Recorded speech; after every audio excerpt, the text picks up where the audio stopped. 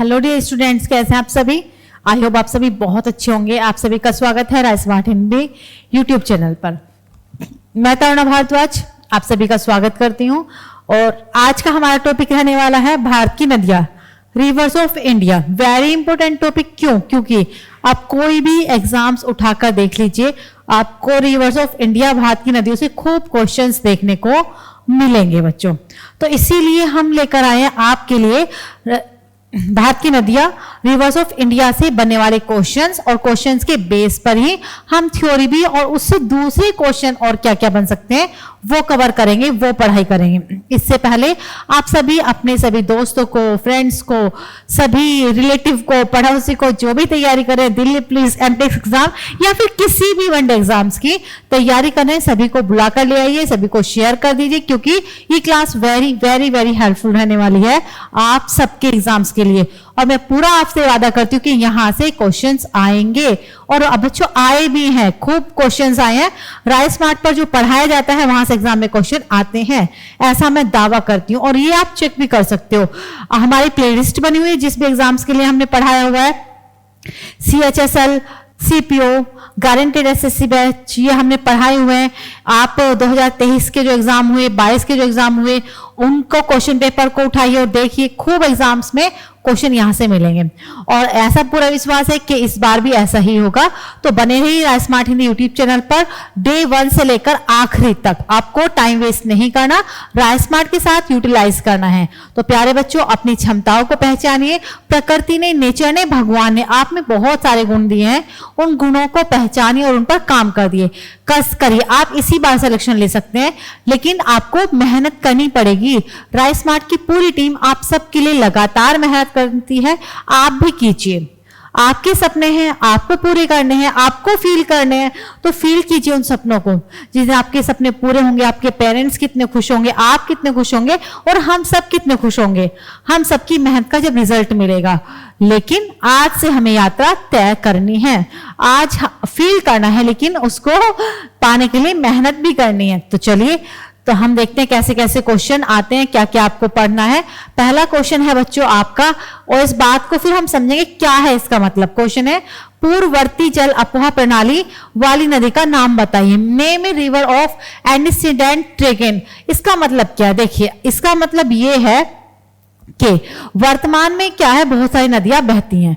कुछ ऐसी नदियां थी जो बच्चों पहले भी बहती थी।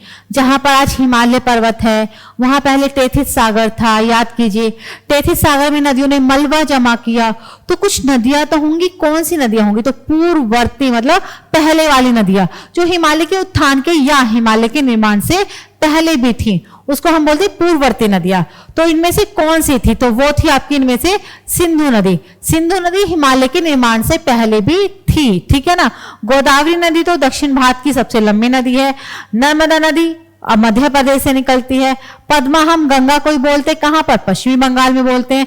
तो पूर्ववर्ती नदी का उदाहरण है इनमें से आपका सिंधु नदी, ठीक है, जो हिमालय पर्वत के निर्माण से पहले थी। क्वेश्चन है बच्चों, गंगा की उत्तर में बहने वाली सहायक नदी कौन सी है? Which is the north flowing tributary of Ganga. तो आप जानते हैं ये नदी होती है एक मुख्य नदी, इसमें नदियां आकर मिलती हैं।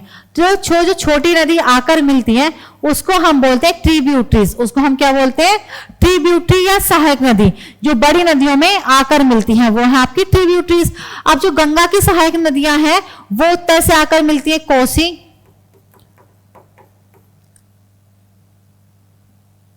घाघरा, कोसी घाघरा, गंडक, गोमती, रामगंगा। ये गंगा में आकर उत्तर से मिलती हैं। और आपकी दो है, सोन और दामोदर। सोन और दामोदर नदी क्या है आपकी? दक्षिण से जाकर मिलती हैं। और जो यमुना नदी है, यमुना नदी इसकी सेम डायरेक्शन में फ्लो करती है। जैसे गंगा बहेगी वैसे ही आपकी यमुना बहेगी, समांतर पैरेलल है। तो ये आपकी यमुना नदी है। यमुना नदी जो गंगा की सबसे लंबी सहायक नदी है। तो अब क्वेश्चन क्या है, गंगा की उत्तर में बहने वाली सहायक नदी कौन सी है? तो उत्तर दिशा की तरफ बहने वाली है आपकी सोन और दामोदर, ऑप्शन में दिया हुआ है केवल सोन नदी। तो सोन नदी दक्षिण से निकलकर उत्तर की तरफ बहती हैं। ये सब नदी कोसी, घाघरा, गंडक, गोमती उत्तर से दक्षिण की तरफ फ्लो करती हैं। यमुना नदी दोनों ही, गंगा और यमुना दोनों उत्तराखंड से निकलती है। गंगा गंगोत्री ग्लेशियर, यमुना यमुनोत्री ग्लेशियर, और यमुना निकलकर ऐसे गंगा के साथ साथ बहती है और प्रयागराज में ये गंगा में मिल जाती हैं। और ये भारत की और गंगा की सबसे लंबी सहायक नदी, पूरे भारत की, और गंगा की सबसे लंबी सहायक नदी है आपकी यमुना नदी। और यमुना नदी पर ही दिल्ली का नगर बसा हुआ है, दिल्ली नगर। क्वेश्चन है, एक उच्चावच जो नदी द्वारा अपवाहित हो दो क्षेत्रों को विभाजित करता है, करते क्या कहलाती है? A relief which divides two areas ten by the river is known as. तो देखिए बच्चों, ये एक नदी बहकर आ रही है, ये एक पूरी नदी बहकर आ रही है। अब इस नदी के मार्ग में कोई पर्वत आ जाता है। अब ये इस पर्वत से टकराकर जो नदी का जल है वो दो भागों में बट जाएगा। तो कितने भागों में बट जाएगा? दो भागों में बट जाएगा। तो इसने क्या कहा, ये जल विभाजक हुआ, इसने एक जल को दो भागों में बांट दिया, डिवाइड कर दिया। तो इसको हम क्या बोलते हैं? वाटर सीड या जल विभाजक। ठीक है, जब कोई उच्चावच मतलब कोई आकृति, उच्चावच या ऊंचाई नीचाई या कोई भी लैंड फॉर्म किसी नदी के बीच में आ जाए। अपवाह क्षेत्र मतलब जब नदी का जो एक पूरे एरिया में जल लेकर चलते हैं उसको हम बोलते हैं अपवाह क्षेत्र। तो उसको विभाजित करेंगे तो जल विभाजक होगा, और जो पूरा एरिया है उसको हम जल बोलते हैं जल बेसिन। और ये आपका जल निकासी पैटर्न, जल कैसे गिरता है, जल प्रबंधन पता ही आपको, जल का हमारे जीवन में महत्व है, हमें जल प्रयोग करना चाहिए और उसके मैनेजमेंट को भी ध्यान में रखना चाहिए। तो भाई सभी बच्चे फटाफट से लाइक शेयर सब्सक्राइब तो कर ही देंगे। प्लेलिस्ट वाले ऑप्शन में जाकर आप प्लेलिस्ट चेक कर लिया करो, साथ ही साथ हमारा टेलीग्राम चैनल आप सब ज्वाइन कर लें ताकि आपको हर क्लास की पीडीएफ वहां पर आपको मिल जाए, आप अपने डाउट वहां पर आप पूछ सकें। और किसी को ज्यादा डाउट है, कोई भी है, कुछ भी किसी भी तरह की बात है तो आप हमें कॉल कीजिए 8282827099 इस नंबर पर। लाइक शेयर सब्सक्राइब करना मत भूलिएगा, क्योंकि बच्चों तभी आपको क्लास का नोटिफिकेशन टाइम से रेगुलर मिलेगा। और लाइक करना आपकी गुरु दक्षिणा है, गुरु दक्षिणा के बिना ज्ञान अधूरा है। चले तो नेक्स्ट क्वेश्चन है, कृष्णा नदी का उद्गम का नाम बताइए।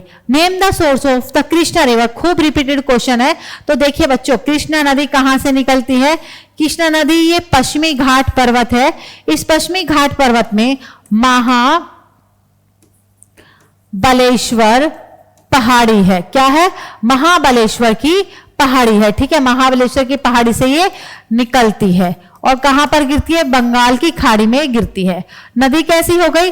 पश्चिम से निकलकर पूर्व की तरफ बहने वाली नदी हो गई, ईस्ट फ्लोइंग ये रिवर है। दक्कन पठार ये वाला हिस्सा, मानसरोवर झील तिब्बत में है आपकी, जास्कर घाटी जम्मू कश्मीर में है। क्वेश्चन देखते हैं नेक्स्ट, सभी को समझ में आ रहा है नहीं आ रहा है बताते भी रहा करो। क्वेश्चन है, पर्वतीय मार्ग में हिमालय की नदियां किसका निर्माण करती हैं? What do the Himalayan reverse built in the mountain path. देखिए बच्चों, जब नदी पर्वतों पर बहती है तो पर्वतों को ये काटती रहती हैं, पर्वतों को काट देंगे। जब ये पर्वतों को काटती हैं तो कहीं पर जलप्रपात झरनों का निर्माण करती हैं, कहीं पर घाटी का निर्माण करती हैं, कहीं पर जोर्ज का निर्माण करती हैं। जैसे ये मैदानों में प्रवेश करेगी, मैदानों में भी ये मियांडर का निर्माण करती है, गोखुर झील का निर्माण करती हैं और बहुत सारी चीजों का निर्माण, बाढ़ मैदान का निर्माण करती है। जब ये समुद्र में गिरेगी तो डेल्टा बनाती है, एस्चुरी बनाती है।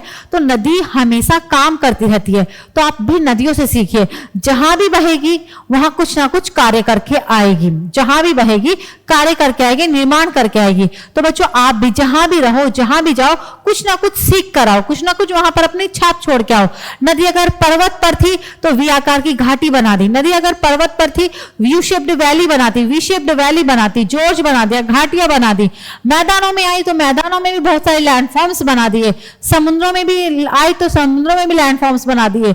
मतलब नदी ने एक ही स्थान से दूसरे स्थान पर निकलती रही लेकिन अपनी छाप छोड़ती रही, वहां लगातार कार्य करती रही। उसने कभी नहीं सोचा कि मैं मैदानों में जाऊंगी तो यहां पर्वत पर कार्य नहीं करते, तो उसने पर्वत पर भी कार्य किया, यहां भी किया और यहां भी किया।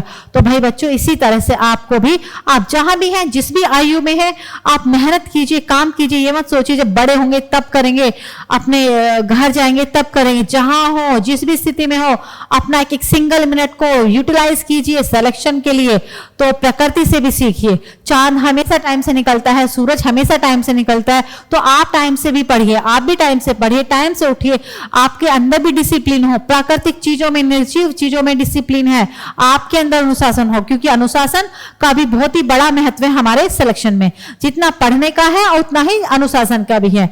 और जितनी पता है आपको ज्यादा टाइम नहीं लगता, अनुशासन में ढाल लीजिए खुद को, फिर वो आपको हैबिट बन जाएगी, आपको फील ही नहीं होगा कि आप इतना पढ़ाई कर रहे हो, इतने अनुशासन में हो। स्टार्टिंग में थोड़ी प्रॉब्लम होती है और कुछ हफ्तों होती है, फिर आप एक अच्छी पर्सनैलिटी, एक अच्छे नागरिक बनकर भी आएंगे। तो चलो भाई, रिकॉर्डेड क्लास है लेकिन कमेंट्स जरूर करने हैं, चैटिंग जरूर करनी, क्योंकि आप तो जानते हैं जब तक टीचर और स्टूडेंट आपस में बातचीत नहीं करेंगे लर्निंग पूरी नहीं होती। अपने डाउट पूछिए, हम उसका एक्सप्लेन करेंगे। जो आपके अंदर कमियां हैं उसको नोट कीजिए, उसको दूर कीजिए, नोट भी करना है फिर दूर भी करना है। तो चलो, तो पर्वतीय मार्ग में जब नदी बहेगी तो किसका निर्माण करेगी? ये जॉर्ज का निर्माण करती है। गहरी गहरी घाटे को हम जॉर्ज कहते हैं। डेल्टा ये समुद्र में बनाती है, मियांडर ये मैदान में बनाती है। तो जैसे पर्वतों पर ये गई, पर्वतों पर ये जैसे गिरते तो यहाँ पर ए वी शेप्ड वैली, इसको और गहरा करेगी जॉर्ज, इसको और गहरा करेगी कैनियन। तो वी शेप्ड वैली, फिर ये और गहरी हो गई, फिर ये और गहरी हो गई। तो ऐसी आकृति को हम, गहरी घाटी को हम जॉर्ज कहते हैं। वाटरफॉल भी बनाती है, अगर वाटरफॉल ऑप्शन में हो तो आप वो भी ठीक कर सकते हैं। क्वेश्चन है बच्चों, निम्नलिखित में से किस नदी को बंगाल का शोक कहा जाता है? Which one of the following rivers is known as the sorrow of west Bengal? जैसे कोसी नदी को किसका शोक? बिहार का शोक कहते हैं, वैसे ही बच्चों दामोदर नदी को हम बंगाल का शोक कहते हैं। यहां पर आपका वेस्ट बंगाल, यहीं पर आपकी दामोदर नदी। और दामोदर नदी क्या करती है? ये भी क्रमहीन नदी। कैसे नदी है? क्रमहीन नदी है। इसका घूमने का निश्चित मार्ग, निश्चित रास्ता नहीं है। जब निश्चित मार्ग नहीं है तो कहीं भी ये बहने लगती है तो बाढ़ का कारण बनती है। और इसी वाले हिस्से में यहाँ पर जितनी भी भारत में इंडस्ट्रीज हैं वो लगी हुई हैं। अब ज्यादातर जहां पर इंडस्ट्रीज और वहां नदियां हैं तो नदियों में क्या होता है, इंडस्ट्रीज उद्योगों का अवशिष्ट पदार्थ उसमें डाल देते हैं। जैसे हमने अवशिष्ट पदार्थ फैक्ट्रियों का, उद्योगों का उसमें डाल दिए तो क्या होगा? बताओ क्या होगा? गंदा पानी होगा, उसमें जीव जंतु नहीं होंगे, जो जैविक चीजें होंगी वो भी मर जाएंगी। इसलिए बच्चों दामोदर नदी को जैविक मरुस्थल भी कहा जाता है। क्या कहा जाता है? जैविक मरुस्थल। जैविक मरुस्थल कहा जाता है दामोदर नदी को। पश्चिम बंगाल का शोक कहा जाता है दामोदर नदी को। क्रमहीन नदी है कोसी भी और आपकी दामोदर भी, तभी तो ये बाढ़ लेकर आती है। समझ में आ रहा है, नहीं आ रहा है, क्या डाउट है जरूर बताइए, उनको दूर कीजिए और सिलेक्शन लीजिए। झेलम नदी का उद्गम क्या है? What is the source of the Jhelum river? तो झेलम नदी सिंधु की सहायक नदी है। क्या है आपकी? सिंधु झेलम। सिंधु से सबसे उत्तर की झेलम नदी है। सबसे पहले सिंधु, फिर झेलम, चेनाब, रावी, व्यास और सतलज। ये सिंधु नदी। सिंधु नदी के बाद झेलम, चेनाब, रावी, व्यास और सतलज। ये सिंधु की 5 मुख्य सहायक नदी है। ये सिंधु की 5 मुख्य सहायक नदी है, और जिनमें सबसे उत्तर में आपकी झेलम नदी, और झेलम से भी उत्तर में आपकी सिंधु नदी। और झेलम नदी निकलती है बेरीनाग झरने से। कहां से निकलती है? बेरीनाग वाटरफॉल। बेरीनाग झील भी है जम्मू कश्मीर में, बेरीनाग वाटरफॉल भी है, वहीं से निकलती है आपकी सिंधु की सहायक नदी झेलम। चलिए, भारत में किस क्षेत्र में सबसे नई नदियां हैं? Which region has the youngest river in India? तो बच्चों देखिए, भारत का जो ये वाला हिस्सा है, भारत का ये हिस्सा तो सबसे प्राचीन है। आपको पता है भारत का ये हिस्सा सबसे ओल्डेस्ट है, तो यहाँ पर जो नदियां होंगी वो भी पुरानी होंगी। लेकिन जो आपका हिमालय पर्वत है इसको हम बोलते हैं नवीन वलित पर्वत। क्या बोलते हैं? नवीन वलित पर्वत, न्यू फोल्डेड माउंटेन, या नवीन मोड़दार पर्वत। नवीन मोड़दार पर्वत हम इसको कहते हैं। तो जब ये नवीन पर्वत है, इसका नया है, नवीन मीन्स न्यू फोल्डेड माउंटेन। क्या है? न्यू फोल्डेड माउंटेन इसको हम कहते हैं।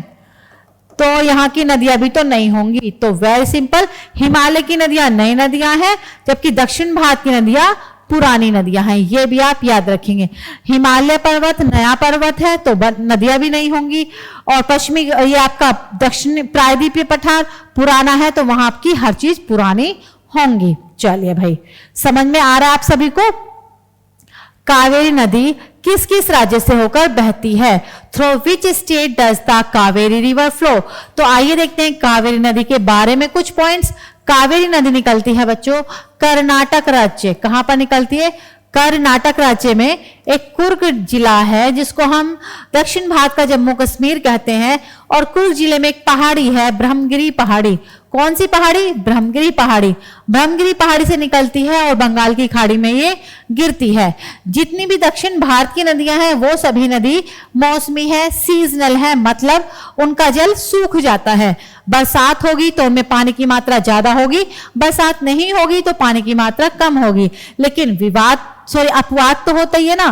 कावेरी नदी दक्षिण भारत की एकमात्र सदाबहार नदी है, single evergreen river of southern India. तो इसीलिए जो कावेरी नदी है इसको हम सदा नीरा भी कहते हैं, इसको हम सदा नीरा भी कहते हैं। और दक्षिण भारत की गंगा भी हम इसको कहते हैं, दक्षिण भारत की गंगा भी हम इसको कहते हैं। वृद्ध गंगा या ओल्ड गंगा हम गोदावरी को कहते हैं क्योंकि वो दक्षिण भारत की सबसे लंबी नदी है। लेकिन दक्षिण भारत की Ganga, Ganga of south India कहा जाता है बच्चों कावेरी नदी को। अब जो कावेरी नदी है ये सदा नीरा है, एवरग्रीन है, तो विवाद तो होगा ही क्योंकि जितने भी साउथ की रिवर्स है वो सूख जाती हैं। तो जो कावेरी नदी है वो बच्चों कर्नाटक, केरल और तमिलनाडु के बीच में डिस्प्यूटेड भी है। जैसे सिंधु नदी भारत और पाकिस्तान के बीच में डिस्प्यूटेड थी, गंगा नदी भारत और बांग्लादेश में डिस्प्यूटेड थी। इसी तरह से जो कावेरी नदी जल विवाद है वो किस किस के? कर्नाटक, केरल और तमिलनाडु के बीच में है। और इन्हीं राज्यों से ये होकर फ्लो करती है क्योंकि कर्नाटक से निकली और यहां पर तमिलनाडु पड़ा, थोड़ा सा इसका कुछ जल चला जाता है आपका केरल में। केरल में इसका ज्यादा नहीं, लेकिन कर्नाटक से निकलेगी, तमिलनाडु में बहकर ये बंगाल की खाड़ी में गिरेगी। इन दोनों में ज्यादा जल इसका फ्लो होता है। तो याद रखना कावेरी नदी कर्नाटक, केरल, तमिलनाडु के बीच विवादित भी है। कर्नाटक कुर्ग जिले में ब्रह्मगिरी पहाड़ से निकलती है, बंगाल की खाड़ी में गिरती है। दक्षिण भारत की गंगा और सदा नीरा ये कहलाती है। क्योंकि बच्चों मैं आपको पढ़ा रही हूं क्वेश्चन दिखाकर, तब उसके बारे में डिटेल्स दे रही हूं। तो क्योंकि जैसे क्वेश्चन आते हैं वैसे ही आप पढ़ेंगे तो उससे और क्या क्वेश्चन बन सकता है वो भी आप याद रखेंगे। और इसी बात सिलेक्शन लेंगे, ये आपको खुद से वादा करना है, किसी और से नहीं। वेट मत करना कि तरुणा मैम आगे मुझे मोटिवेट करें, वेट मत करना कि आपके पेरेंट्स आपको बार बार मोटिवेट करें। खुद मोटिवेट रहिए, सेल्फ मोटिवेट रहिए। अंदर से आपकी आवाज आए कि हमें सिलेक्शन चाहिए इसी बार। जब आपके अंदर से मोटिवेशन आएगा, जो आपके अंदर की प्रतिभाएं हैं जब आप उनको पहचान लोगे तो रिजल्ट बहुत जल्दी मिलेगा, आपका जीवन एक सकारात्मक दिशा में पहुंच जाएगा। भाई तो मेहनत कीजिए लगातार आप। क्वेश्चन है सिंधु नदी का स्रोत का नाम बताइए। The name the source of Indus river, या इंडस रिवर का ओरिजिन पॉइंट क्या है? आइए देखते हैं। वो तो भारत की बच्चों 3 नदियां हैं जो कि कहां से निकलती हैं। ये है आपका तिब्बत का पठार। क्या है? तिब्बत पठार है, प्लेटू है। ठीक है, देश की बात करें तो ये चीन देश है, यहां से भारत की 3 नदियां निकलती हैं। कौन कौन सी नदी? एक तो आपकी सिंधु नदी ही है। सिंधु नदी कहां से निकलेगी? आपकी मानसरोवर झील से निकलेगी। मानसरोवर झील भी यहीं पर है, मानसरोवर झील। ठीक है, सिंधु नदी तिब्बत के पठार में चीन देश से मानसरोवर झील से निकलती है, लद्दाख से भारत में प्रवेश करेगी, जम्मू से पाकिस्तान में जाएगी और अरब सागर में जाकर ये गिर जाएगी। ये नदी ऐसी है जो ईस्ट से निकलकर वेस्ट की तरफ, पश्चिम की तरफ बहने वाली नदी है। सिंधु नदी पहले भारत और पाकिस्तान के बीच में विवादित थी, लेकिन 1960 में सिंधु जल समझौता हुआ। ठीक है ना, क्या हुआ? सिंधु जल समझौता। चलिए, गंगोत्री से गंगा नदी निकलती है, दक्कन पठार से बहुत सारी नदियां निकलती हैं आपकी, जास्कर घाटी है। क्वेश्चन है प्रायद्वीपीय भारत की एक महत्वपूर्ण नदी का नाम बताइए जो उसके मुहाने पर एस्चुरी का निर्माण करती है। Name an important river of peninsular India forming an estuary at its mouth. सबसे पहला पॉइंट तो हम बात करेंगे प्रायद्वीपीय नदियां या प्रायद्वीपीय भारत क्या है। तो बच्चों अगर आप भारत की स्थिति देखेंगे तो जो भारत का ये हिस्सा है, इस तरफ बंगाल की खाड़ी में जल से घिरा हुआ है, इस तरफ आपके अरब सागर से जल से घिरा हुआ है, और ये आपका दक्षिण में हिंद महासागर है। तो भारत 3 तरफ से जल से घिरा हुआ है। जब भी कोई क्षेत्र कोई भी स्थलखंड 3 तरफ से स्थलखंड से घिरेगा उसको हम प्रायद्वीप कहते हैं। पेनिनसुला उसको हम कहते हैं। तो भारत एक प्रायद्वीपीय देश है। अगर कोई भी स्थलखंड चारों तरफ से जल से घिर जाए वो द्वीप होता है, 3 तरफ से जल से घिरे वो प्रायद्वीप होता है। तो दक्षिण भारत एक प्रायद्वीपीय देश है। भारत एक प्रायद्वीपीय देश है, पेनिसुलर कंट्री है, ठीक है। अब दक्षिण भारत की जितनी भी नदियां उसको हम प्रायद्वीपीय नदियां कह देते हैं। तो प्रायद्वीपीय नदियों में एक ऐसी नदी जो एस्चुरी बनाती है वो आपकी नर्मदा है और दूसरी आपकी ताप्ती है। जितनी भी नदियां पर्वतों से निकलकर मैदानों में बहने के बाद समुद्र में गिरती हैं वो अपने साथ लाए हुए कंकर पत्थर को समुद्र में गिरने से पहले जमा कर देती है। तो जब समुद्र में कंकर पत्थर जमा हो जाते हैं तट के पास ही उसको हम बोलते हैं डेल्टा। ज्यादातर सभी नदी डेल्टा बनाती हैं, लेकिन नर्मदा और ताप्ती नदी एस्चुरी या ज्वार नद मुख का निर्माण करती है। किसका? ज्वार नद मुख का निर्माण करती हैं आपकी नर्मदा और ताप्ती नदी। क्योंकि एक तो पहला पॉइंट ये दक्षिण भारत की नदी है, दक्षिण भारत की नदी सूखी नदियां होती हैं। दूसरा पॉइंट ये छोटी नदियां हैं। तीसरा पॉइंट ये सूख जाती हैं। चौथा पॉइंट जब ये यहां पर जैसे ये है आपका, ये नर्मदा अमरकंटक से निकली, ताप्ती सतपुड़ा से निकली और जैसे ही अरब सागर में गिरती है तो यहां पर पड़ता है आपकी पश्चिमी घाट पर्वत, जो दक्षिण भारत का सबसे लंबा और ऊंचा पर्वत है। वहां पर बच्चों एक भ्रंश घाटी है, तो ये भ्रंश घाटी से होकर गुजरती है। तो जब जैसे ही भ्रंश घाटी में आएंगी, पहली बात तो इनके पास एलुवियम था कम, थोड़ा बहुत जो भी था वो भ्रंश घाटी में गिरा, और जब ये समुद्र में गिरेगी डेल्टा नहीं बना पा रही है, ठीक है। तो समुद्र का पानी, जो नदी का पानी जलधारा के रूप में गिरता है उसको हम बोलते हैं एस्चुरी। तो याद रखना, इंपॉर्टेंट क्वेश्चन है। नर्मदा ताप्ती नदी एस्चुरी या ज्वार नद मुख बनाती है, ये भ्रंश घाटी से होकर बहती है। दोनों ही आपकी एमपी मध्य प्रदेश से निकलती है, लेकिन जो नर्मदा वो अमरकंटक और ताप्ती सतपुड़ा पर्वत से निकलती हैं। वेरी इंपॉर्टेंट क्वेश्चन है बच्चों नर्मदा और ताप्ती के। दोनों की ज्यादातर सेम पॉइंट है। क्लियर? कोई डाउट है तो पूछिए। अभी नहीं पूछ सकते हो, रिकॉर्डेड क्लास देख रहे हो तो बाद में भी पूछ लीजिए। उसके लिए आपके पास नंबर है हमारा 82827099। हमारी हर क्लास का पीडीएफ लेने के लिए आपको ज्वाइन करना पड़ेगा हमारा टेलीग्राम चैनल, जिसका लिंक दिया हुआ है डिस्क्रिप्शन बॉक्स में।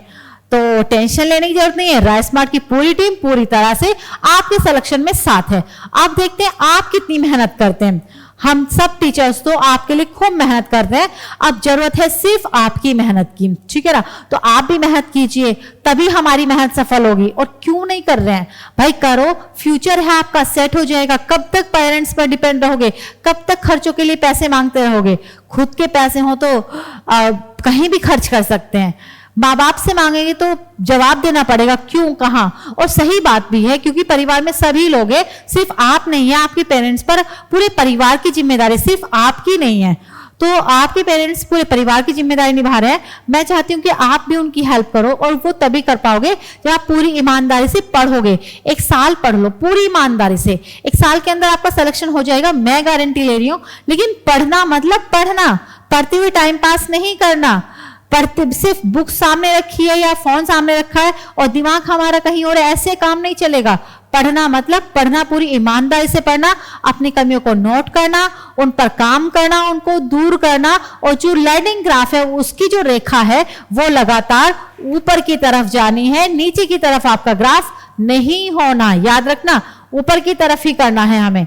तो क्वेश्चन दिया हुआ है आप सबके लिए बच्चों, सिंधु नदी कहां से निकलती है? Where does the Indus river originate? तो ये निकलती है हिमालय पर्वत, बिल्कुल ठीक। काराकोरम श्रेणी, कैलाश श्रेणी, या फिर कहां से? तो जो सिंधु नदी निकलती है कैलाश पर्वत के पास से निकलती है। कैलाश पर्वत पर वहां के पास मानसरोवर झील है, ये वहीं से निकलती है। क्वेश्चन, निम्नलिखित में से कौन सी प्रायद्वीपीय नदी पश्चिम की ओर बहने वाली है? Which of the following peninsular rivers is westward flowing? Question ऐसे भी आते हैं, कौन सी नदी कहां से निकलती है? तो कौन सी नदी पश्चिम की तरफ बहती है, कौन सी पूर्व की तरफ बहती है, कौन सी बंगाल की खाड़ी में गिरती है, कौन सी अरब सागर में गिरती है, कौन सी डेल्टा नहीं बनाती, कौन सी एस्चुरी बनाती है, कौन सी उत्तर दिशा की तरफ बहती है, कौन सी दक्षिण दिशा की तरफ बहती है? जब आप रिवर्स का टॉपिक पढ़ो, या फिर कई बार ये भी पूछते हैं एग्जाम में, आपको रिवर्स के नाम मिल जाएंगे कि इनको नॉर्थ से साउथ, साउथ से नॉर्थ की तरफ सीक्वेंस में लगाइए। आप ये काम तभी कर पाओगे जब आपको पता होगा भारत का कौन सा राज्य किस लोकेशन पर है। तो भारत का मैप आप जरूर देख लिया करें। अगर आप भारत का मैप देखोगे अच्छे से तो आपके लिए बहुत इजी हो जाएगा ज्योग्राफी पढ़ना और याद करना, क्योंकि लोकेशन का वेरी इंपॉर्टेंट रोल होता है बच्चों। तो कौन सी नदी पश्चिम की तरफ बहती है? तो वेरी सिंपल, ये भारत की वेस्ट डायरेक्शन है, ये भारत की ईस्ट डायरेक्शन है। गोदावरी नदी आपकी ऐसे, ये गोदावरी नदी की लोकेशन है, ये कावेरी नदी है। ताप्ती नदी यहां से निकलेगी और कहां पर गिर जाएगी? ये सतपुड़ा पर्वत से निकलती है। सतपुड़ा पर्वत एमपी से निकली, अरब सागर में गिर गई, तो ये अरब सागर में गिरने वाली नदी है। और जो भी नदी अरब सागर में गिरेगी उसका मतलब वो पश्चिम की तरफ बहने वाली है। जो भी नदी बंगाल की खाड़ी में गिरेगी उसका मतलब वो पूर्व की तरफ बहने वाली है। तो चलिए नेक्स्ट क्वेश्चन देखते हैं आप सबके लिए।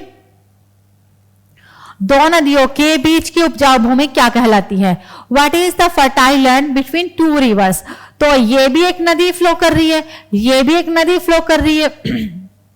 मान लीजिए ये गंगा नदी है और ये यमुना नदी है, तो गंगा और यमुना नदी के बीच के भाग को हम क्या बोलेंगे? दोआब।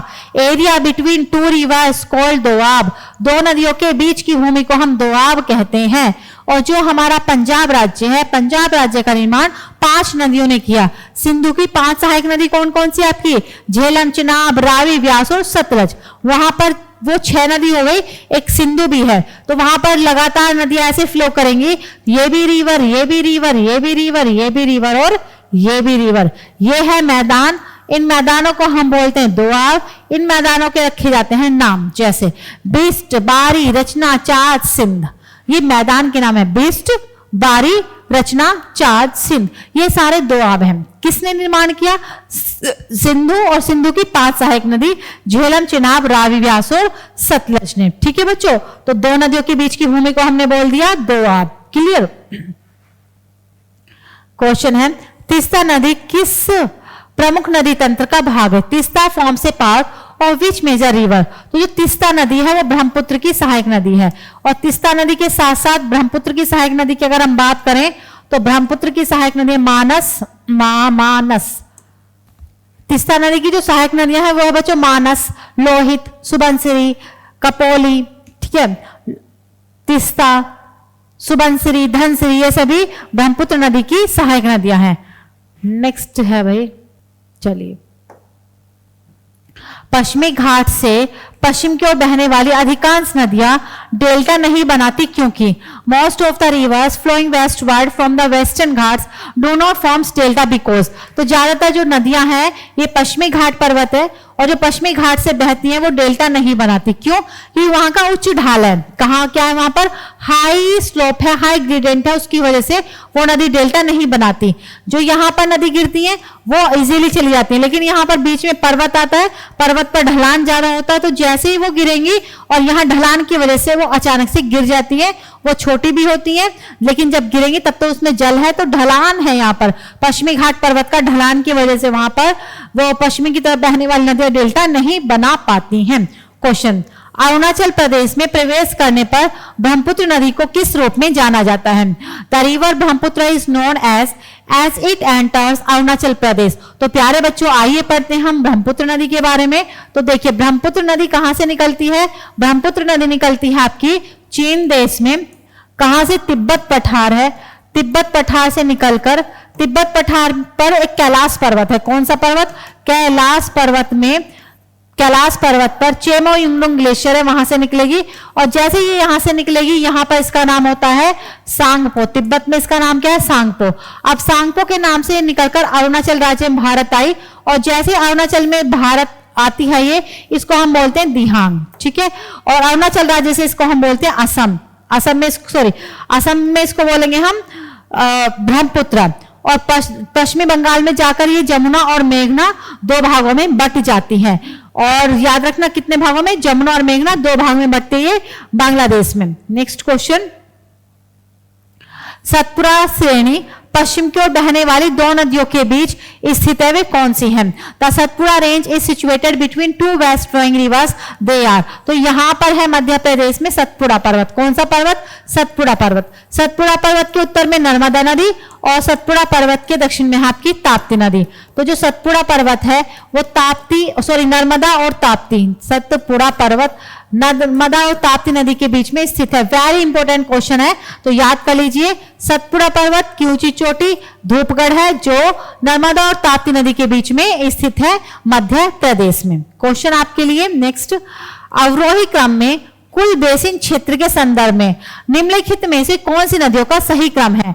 विच one of the following is the correct sequence of reverse terms of their total basin areas in the descending order. मतलब बड़े से छोटे की तरफ, कैसे? शब्दों का जरूर ध्यान है, डिसेंडिंग घटते हुए क्रम में। तो सबसे बड़ी है आपकी ब्रह्मपुत्र नदी, 2900 किलोमीटर लंबाई है। फिर है सिंधु नदी, गंगा नदी और फिर आपकी गोदावरी नदी। तो सबसे बड़ी नदी है आपकी ब्रह्मपुत्र नदी, याद रखना। लेकिन भारत की लंबी नदी है गंगा नदी। क्वेश्चन, भारत में सबसे बड़ी सिंचाई नहर कौन सी है? विच इज द बिगेस्ट या largest irrigation canal of India? तो इंदिरा गांधी नहर।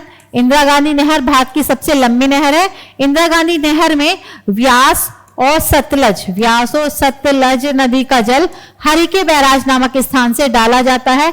यह भी इंपॉर्टेंट क्वेश्चन है, हरिके बैराज नामक स्थान से डाला जाता है। और इंदिरा गांधी नहर का जो उद्देश्य है वो है बच्चों, थार मरुस्थल में गेहूं और गन्ने की खेती को बढ़ावा देना।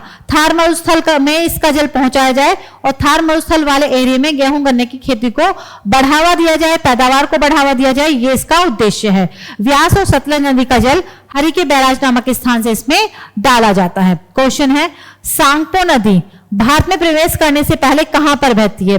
The river Tsangpo flow through before entering in India. तो वेरी सिंपल, ब्रह्मपुत्र नदी सांगपो के नाम से चीन देश से निकलती है, भारत में प्रवेश करती है ये अरुणाचल राज्य से और कहलाती है दिहांग।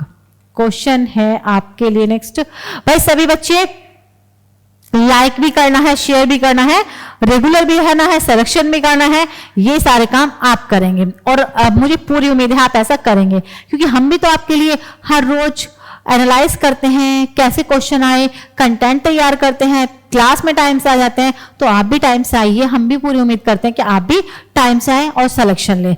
और हर क्लास का पीडीएफ आपको पता ही है, टेलीग्राम चैनल पर मिलेगा। टेलीग्राम चैनल का लिंक है डिस्क्रिप्शन बॉक्स में।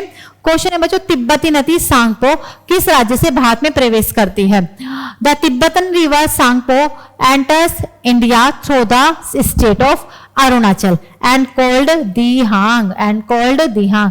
क्वेश्चन एक ही है, अब एक ही क्वेश्चन को अलग अलग ऑप्शन, अलग अलग लैंग्वेज में पूछ सकते हैं, और यही आपको प्रैक्टिस करनी है। जो आप पढ़ते हैं उसको, एक ही सेंटेंस को, एक ही फैक्ट को कितनी लैंग्वेज में पूछा जा सकता है, कैसे कैसे पूछा जा सकता है, किन किन कंफ्यूजन के साथ पूछा जा सकता है, यही बच्चों करनी है आपको प्रैक्टिस। चलिए, तो ये देखना है आपको, निम्नलिखित पर विचार करेंगे। ये सहायक नदी दी हुई है और मुख्य नदी, तो आपको बताना कौन कौन सा मैथ सही है। ट्रिब्यूटरीज एंड मेन रिवर, तो चंबल तो नर्मदा की सहायक नदी नहीं है, गलत है। चंबल तो यमुना की सहायक नदी है। यमुना नदी वही नदी जो गंगा की सबसे लंबी सहायक नदी है, और सोन नदी गंगा की सहायक नदी है। मानस ब्रह्मपुत्र की सहायक नदी है, ठीक है। तो भाई सोन गंगा की सहायक नदी हो गई, चंबल यमुना की सहायक नदी हो गई। तो इनमें से कौन, विचार करें कौन कौन से सही है? तो सही तो केवल सी है, तो इसका आंसर आ जाएगा डी, ओनली सी सही है। क्यों? चंबल यमुना की सहायक नदी याद रखिए, सोन गंगा की सहायक नदी, और मानस ब्रह्मपुत्र की सहायक नदी। बिल्कुल ठीक, ब्रह्मपुत्र की सहायक नदियां हैं सुबनसिरी, धनसिरी, कपोली, तिस्ता, लोहित। तो सी डी इसका आंसर बनता है। निम्नलिखित में से कौन सी ट्रांस हिमालयन नदी है? Which of the following is a trans Himalayan river?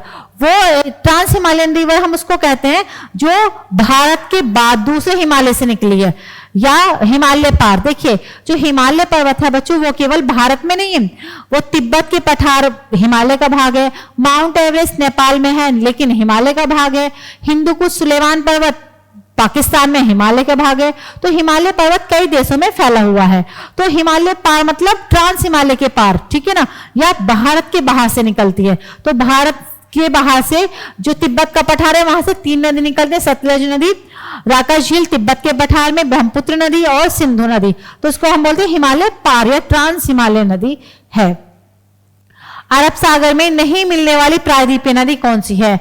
Which are the peninsular river not found in the Arabian sea? Very simple, ऐसे भी पूछ ले, इनमें से कौन सी नदी बंगाल की खाड़ी में गिरती है? तो बंगाल की खाड़ी में गिरती है गोदावरी नदी और कृष्णा नदी दोनों। इनमें से नर्मदा नदी अरब सागर में, नर्मदा ताप्ती दोनों